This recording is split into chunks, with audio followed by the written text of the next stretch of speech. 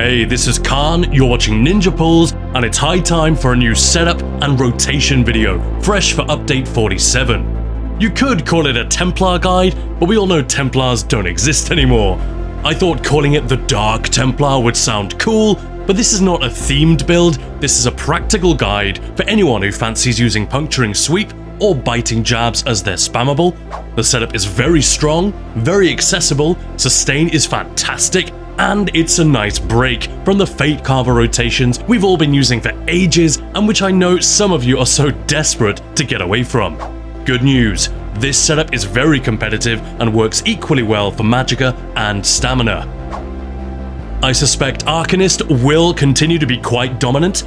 Herald of the Tome is just too good, but now at least we can branch out away from it without being left way behind. And hey, it's still a new patch, so we'll see how things evolve. For now, I'm going to go over the best gear to use, the best skill lines to pick, and crucially, how to construct the rotation, how to adjust for single target, multi-target, trash setups, and a DPS test with an animated overlay showing every single cast, so you can replicate the results as easily as possible. Everything you'd expect from one of my DPS guides. By the way, sorry if you've been missing these videos, subclassing pretty much destroyed our approach to making guides for ESO. So we took some time to figure out the best way to keep doing this for you guys. Let me know what you think. Quick word on race. Since we can go with either Magicka or Stamina, it really doesn't matter that much. The best are High Elf for Magicka, Dark Elf for Stamina. High Elf is actually super nice because the spell recharge passive gives so much extra sustain on your off resource, but it isn't technically needed.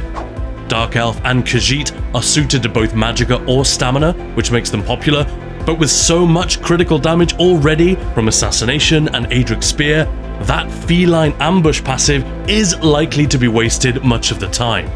The other races aren't that far behind either, we're talking a few % damage, so don't sweat it. The basic idea for the setup uses Adric Spear and Gravelord, with Assassination as the default third. So this character could be a Templar, a Necromancer, or a Nightblade at base, but ideally one of the first two. As for the skills themselves, we're obviously going with Adric Spear and Puncturing Strikes, direct, bursty AoE damage. But do we pair it with Assassination, Herald of the Tome, Stormcalling, Gravelord, Ardent Flame, Animal Companions? Honestly, you can make any of these work. You can even take Dawn's Wrath and run 2 Templar skill lines.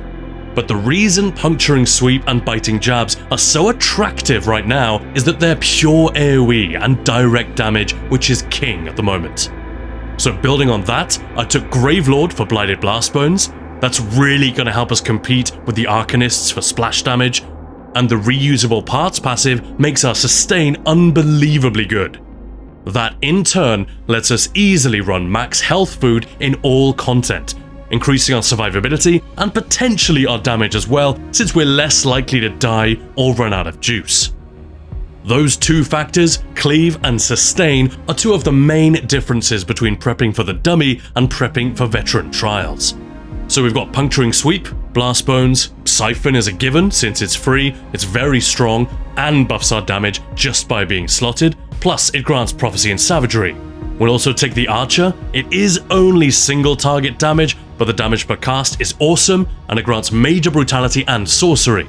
We could get these buffs from potions, but if we can get them passively, we can use tri-stat potions instead, which is almost always preferable. Now from here, you can go in a few different directions. For solo content, I'd grab Stormcalling, great damage passives, and Major Resolve from Hurricane, which is a buff we always want to have, but which we generally get from supports in group content. So long as that's the case, I'd consider Assassination, even after Grim Focus got nerfed this patch. The passives are still great, the ultimate is strong, and now that Grim Focus doesn't stack up weapon and spell damage anymore, there's no reason not to fire it. It's super cheap, and at up to 150k damage per cast, it's also extremely powerful. Also, this is where the whole Dark Templar idea really shines through. A servant of the Divines using the power of darkness and undeath to prosecute their holy vengeance.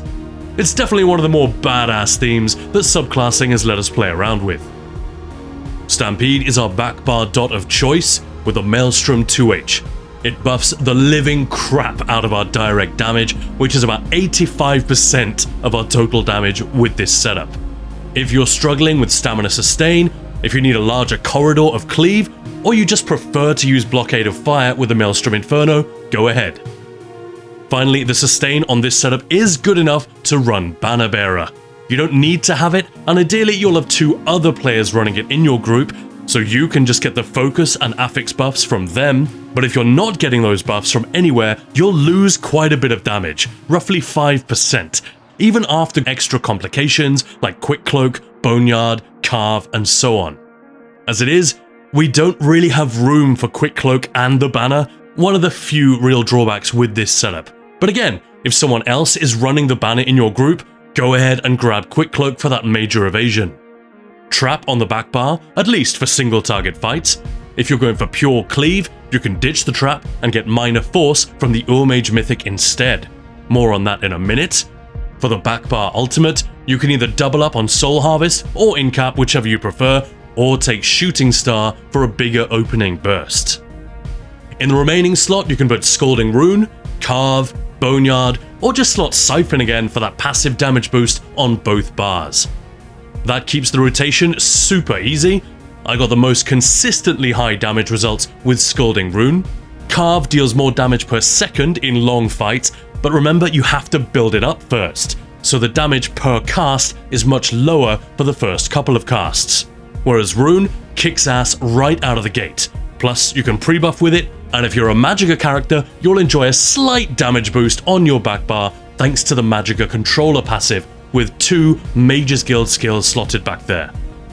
As for the banner, the ideal scenario is that someone else will run it for you, leaving space for Quick Cloak, etc. But for demonstration purposes, and to prove the sustain does work, the DPS test I'm going to show was done with the banner running. But which banner do we need? We obviously want Shock on the focus script to buff our direct damage. Are you sensing a theme yet? Minor Heroism on the affix, and for the signature, that's not going to affect us unless we're actually running the banner, in which case we want Class Mastery, ideally Templar or Necromancer like I said. But if you're using a Nightblade base, then that kind of works too. Many of you have probably never paid any attention to any Class Mastery script except for the Arcanist, maybe the Necro, and that's fair enough. But now the Arcanist has been changed, Templar and Necromancer are suddenly 2 of the more interesting ones. DK also. Templar grants 1,320 armor and 150 weapon and spell damage, doubled if Sacred Ground is active, which it will never be, because no damage dealer is going to run Restoring Light. Necromancer Class Mastery grants extra resources for every corpse nearby, but in test conditions, we're not going to get more than 3 or 4 for a maximum increase of about 3k stamina or magicka and about 2k health. That can obviously go a bit higher in content. Now, if you're thinking both of those scripts sound kinda weak, well, you're not entirely wrong. But if you're looking for pure damage, the signature scripts are pretty slim pickings. Cavalier's Charge is pretty much the only other option. It can be good if you build around it specifically. By the way, if you saw my recent video on adapting the Arcanist to update 47, I did overstate the figure there, accidentally. Or you can use the Nightblade Class Mastery script, which is pretty much useless until 50%, then gets a bit more interesting with 10% extra crit chance during execute. Add in the Death Knell passive with a Gravelord ability slotted on the front bar, and that takes us up to 95% crit chance in execute. Keep this in mind before using crit stacking sets like Berserking Warrior or Highland Sentinel. It's okay to go slightly over 100% in execute, but obviously try to avoid it. Anyway, both Templar and Necromancer scripts consistently hit around 150k DPS or a little higher, but the Nightblade is not as good. I managed to get close a couple of times, but above 50% it lags behind by about 5 or 6k DPS, so unless you get very lucky crits in the first half of the fight, you're simply not going to catch up in execute. Also, the whole point here is that we're building for cleave damage, and we don't have space for the Nightblade execute. But combining that with Death Knell is an interesting idea. So the signature script is probably going to be Templar or Necromancer Class Mastery. Plus, we want to tweak our skills and skill lines to be more effective for different groups and different encounters, and Assassination is the skill line which is least integral to the gameplay and rotation here, and is probably the first one we're likely to swap out. For example, if you're in a very crowded fight which is all about the cleave damage and you don't really care about your DPS on the primary target at all, you could ditch Resolve and Assassination altogether and use Ardent Flame, for example, with Banner, Oblivion and Whip on the back bar. Again, you lose about 5% of your single target damage, but gain some extra cleave, and you simplify the rotation even more. Plus, the combustion passive makes sustain even easier, and that's just one example. Point is, always be ready to make little tweaks for different fights, whether you're doing it for optimization, or for fun, or both. Final tip regarding the banner, it is a very good idea to put points into the Magicka aid passive in support. If your support rank isn't high enough and you need to go and do some PvP, well, join the Ninja Pulls Discord and come talk to us. We'll get you on track in no time. Speaking of tweaks, there is no one single gear setup that you must have for this. ESO just doesn't work like that. Different combos work better in different fights, but here is a good default. Tideborn on the body, Null Archer on the weapons. With the Maelstrom 2H and either the Urmage Mythic and a 1-piece with crit chance, or no Mythic and 2-piece Selene for single target damage, something like Narayanith for more cleave, whatever you need. I also tested Null Archer on the body with Berserking Warrior on the weapons. This was very close in terms of damage. The average is more or less the same, but the peaks with Tideborn were higher, because the crit chance is lower, so when you get lucky crits, the damage really spikes. Also, like I said, the ratio of direct damage on this setup is about 85%, so that bonus from Tideborn really makes a case for itself. Also, if you decide to equip the Urmage Mythic, you'll need to move a jewelry piece to the body, and you don't really want to do that with Berserking Warrior since it's a heavy set, and we don't want heavy pieces on the body. Traits are the same as ever, all divines on the body. We're using the Thief Mundus, Bloodthirsty Jewelry, Infused Backbar with a weapon damage enchantment, Double Charged Front Bar with Flame and Poison. This is optimal for single target stuff, but if you want to buff your cleave damage more effectively, then switch to Nirnhoned and Charged, or Nirnhoned and Precise. Nirnhoned always in the main hand. Like I said, Tideborn is a great default, it's crafted, it buffs our direct damage, it works perfectly. But other options include Caspian, which should work very well against 3 or more targets, Riptide if you're on a stamina setup, and Unsoul if you just need something that kind of works anywhere. Corpse Burster isn't a great fit with this setup, but if you are on a Necromancer at base and could use even more AoE damage, I tested it and it does work, although I wasn't able to get higher than 147k with it. There are plenty of options, and if you don't have that much trial gear, don't worry. Just throw Order's Wrath on the body and Tideborn on the weapons, both crafted sets, and your damage will still be excellent. The rotation can be divided into 6 rounds of 3 seconds. 6 Blast Bones, always followed by 2 other casts to line up with the 18-second duration of the buff from the Maelstrom 2H. Now, you don't have to do it this way. Stampede itself lasts only 15 seconds, and you can recast it on cooldown if you prefer, but if you're using Soul Harvest as your ultimate, you'll often appreciate the extra time to make the most of your burst phase. Also, recasting Stampede every 18 seconds means it'll be close enough to when we want to recast Trap anyway, so you can pair up these 2 abilities and always recast them together in tandem. This is a great way to solve that problem of the awkward Stampede animation, which won't let you bar swap right after casting it. If you're slick with your timing, it's not an issue, but a lot of players tell me they literally avoid the Maelstrom 2H because of this. There's no need to gimp your damage in that way, just pair up Stampede with another ability that has a similar duration. Also, making parts of your rotation fixed and static can be super helpful in raising your damage because you're more likely to be consistent and less likely to fuck things up here and there. This rotation is pretty easy, so we really don't need to do much to make it static.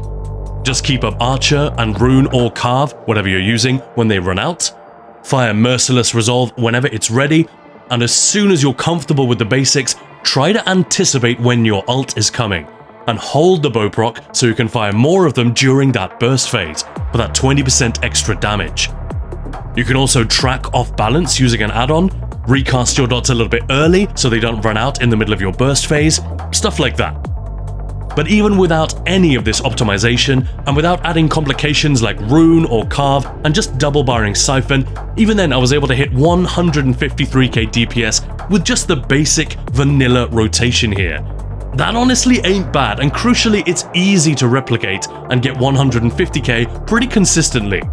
That extra 3k was just some very nice crit luck. Again, I'm not saying this is the thing to knock the Arcanist off its top spot. I actually think Ardent Flame setups might be quite popular this patch, but this jabby gameplay is super fun, it's very easy to learn, and it kinda works everywhere. So I wanted to give it a proper airing and encourage people to give it a go. It kinda has everything we need. Lots of crit damage, lots of penetration, sustain for days, and huge amounts of AoE damage. One more thing before we go to the DPS test, a trash setup for all those mobs between boss fights. You could just stick with Tideborn, direct damage is king with this setup, and trash pulls are no different, unless maybe you're using a big ultimate for important nukes. We'll come back to that in a second. Alkosh is another decent option. Either that or Tideborn with Sul'Zan is going to be killer. Sul'Zan has some of the best stats in the entire game, because it has such a specific proc condition. But if you're not picking up the souls, or your group is delaying too long between trash pulls, it's obviously gonna be useless. In which case, Unsul is a good call, and to be honest, in fast trash pulls, I find that Nullaka often works a lot better than you'd expect. Do not overcomplicate your trash setup. We just want a couple of things we can precast, a ground dot, and a spammable. With decent groups, these fights tend to be over in seconds anyway. The skills will depend on whether you're actually getting Brutality and Sorcery from Igneous Weapons, from Potions, or from your banner. If not, then keep the Archer summoned between pulls, and get Prophecy and Savagery either from the Siphon or from something like Merciless Resolve, Camouflaged Hunter, or Inner Light on the front bar. Never forget about these buffs. But if you do have Igneous or you're okay switching potions, you can make room for the good stuff like Proximity Detonation on the back. You could also put Reaper's Mark on one of the smaller enemies just before you pull, to give yourself major berserk as soon as they die. Pre-buff with Proxy, Cloak, Blast Bones and your ult, then go with Stampede, Boneyard and Sweep or Jabs.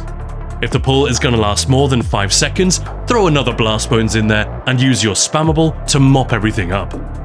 You can either slot Soul Harvest for the free ultigen whenever you kill something.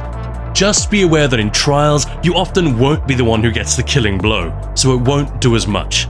But in dungeons and in solo stuff, you'll be gaining ult too fast to keep up. Alternatively, you could slot Crescent Sweep and use that actively. You can even drop Shooting Star first, and if you hit enough enemies with it, there's a chance you'll get ult back fast enough to fire the Templar ult just a few seconds later. But that's a pretty niche trick and only works if your tank stacks are very tight. But in trials, you might want to save your ult for big group nukes on dangerous pulls, like the Disruptors in Sanity's Edge for example, in which case you could run something like this. In very optimized groups, you might have even more different setups for trash, but then the raid lead is probably going to tell you what to run and when. The idea with this type of setup is to equip it using an add-on only when you're about to throw your ult in trash, and then buff the living crap out of those 5 to 6 seconds of burst with Mechanical Acuity and Balorg, and a set with some nice flat damage like Yandir. You know your groups better than I do. These are not builds to copy and stick to, but ideas to get you started. I hope they help. And if you want a more old school Templar rotation where you're just subclassing one skill line and keeping 2 of the originals, I have good news. There is a short, separate video coming in the next few days with a setup and tips to get you over 140k DPS. It is missing some of the cleave that we've got here with the Dark Templar, and it doesn't quite compete for single target damage either, but it's actually not that far behind. I know some players will be very happy to see that. But for now, here's the rotation for the subclass Templar in action. Pre-buff with Archer, Blast Bones, Shooting Star and Trap. Then it's Blast Bones, Stampede, Resolve, Blast Bones, Siphon, Resolve, Blast Bones, Sweep, Resolve, and so on. For that first Stampede, try to bar swap just as the animation hits and the greatsword touches the ground. If you can't get the timing right, don't worry, just cast Siphon right after Stampede and continue on. Pay attention to your weaving. Keep your light attacks and button presses as close together as you can possibly manage, and don't rush. And don't let yourself be thrown off rhythm by the animations and their different wind-ups. Just keep the rhythm smooth and consistent. It does not have to be perfect. You almost certainly will miss some light attacks, but find that rhythm like a heartbeat and just keep it going. Now that we're actually firing Merciless Resolve, it really pays off when those light attacks are landing every time, and you'll make the rotation easier and more consistent for yourself. You can ult either as soon as it's ready, or you can hold on to it for a few seconds to recast some dots that are running out and set up a better burst phase. But don't hold it for too long or you'll lose more damage than you gain. Some of your bursts just won't line up that well, but that usually means the next one will. Keep that in mind. If you're tracking off balance, you can make these damage spikes even more extreme and drag up the overall average DPS to 155k or something like that, but most players don't take it that far, so I chose not to bother with it here either. All you need to do to replicate what I'm doing here is a good rhythm. It's only 2 button presses per second, plus bar swaps, and a bit of luck with your critical hits. There's no execute, which does feel a little weird for a Templar Nightblade mashup, but once again, we're going for cleave damage here. And if you think a proper execute is really going to help you in a particular fight, feel free to slot Impale or Killer's Blade and just move Siphon to the back bar. Try to set up your dots so they're rolling all the way to the end, and when the enemy only has a few seconds to go, fire 1 more Blast Bones and then just hit spams and bow procs until it's dead. That's it. Just shy of 153k DPS, which is pretty good for such a cleave-heavy setup. Sure, you can go quite a bit higher on the dummy, but that's generally going to be by focusing on single target damage, which used to be the main thing in this game. But in the last 4-5 years or so, dungeons, and especially trials, have thrown more and more secondary targets into boss fights, which is one of the reasons that Arcanist has been so dominant ever since it came out. Will this dark Templar setup finally give the Arcanist a run for its money? I don't know. It is competitive in a lot of ways and definitely more interesting to play, but the range, the shield, and the simplicity of a Fate Karma Arcanist are all really tough to beat. I hope you found this guide useful. There are more on the way, so if you've got a constructive suggestion on how to make it better, snappier, easier to follow next time, tell me in the comments. And remember to share the video and support Ninja Pulls if you want us to keep making content like this. You can catch us on Twitch, Discord, Ko-fi, and Patreon. And with that, I'll be back at you next time with another Update 47 DPS guide. Probably the Arcanist will be next, simply because so many people are still playing it. Take it easy, thanks for watching, and I'll see you there.